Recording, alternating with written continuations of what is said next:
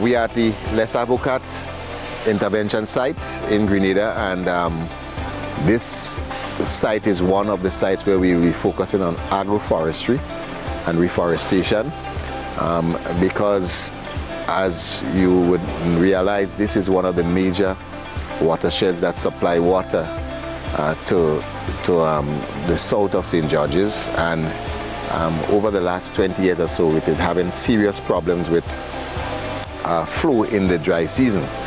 And one of the reasons for this we have identified is the proliferation of blue maho and bamboo, which are huge consumers of water.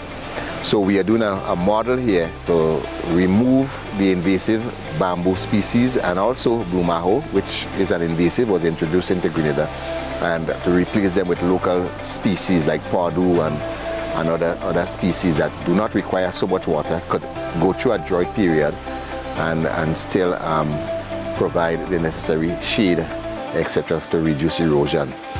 We have been working here for the last 7 weeks, and we've cleared approximately, when you do the exponential, approximately looking at a 10-acre impact for the areas we have cleared.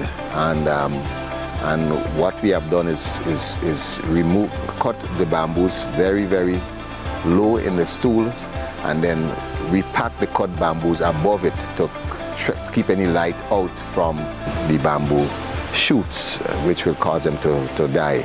We've also chosen this time of the year in the dry season where there is not heavy rainfall, so that will also cause the dieback of the bamboo.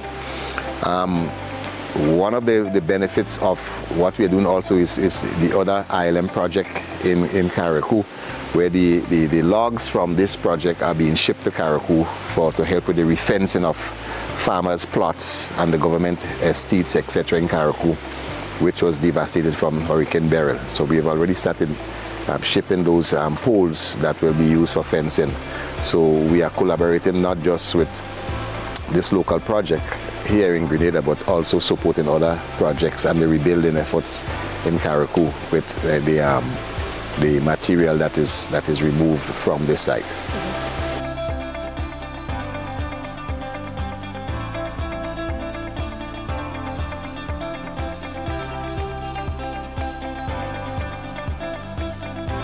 The idea is we're going to be collecting a lot of data here to see if there's any change in the flow into the river, into the dam, after because we have to do a next phase of this project here where we replant. As soon as the rain starts to fall, we'll be replanting seedlings here to cover those that we have, the areas we have removed, the blue maho and the bamboo, so that the area will become reforested.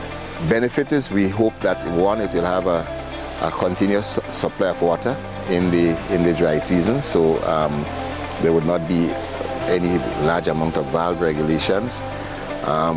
We also hope that we'll see a proliferation of other wildlife in this area, because some of the species we plant in here will produce fruits and seeds that birds and other animals, wildlife could use. And the whole issue for the farmers downstream from here, because when this dam goes dry, it means that no water is flowing in the river going down.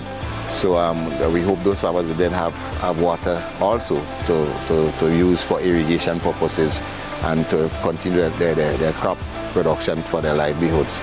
So that's two of the main benefits we see from this. Well, three: wildlife, water for domestic supply, and also access to water for farmers who require irrigation downstream.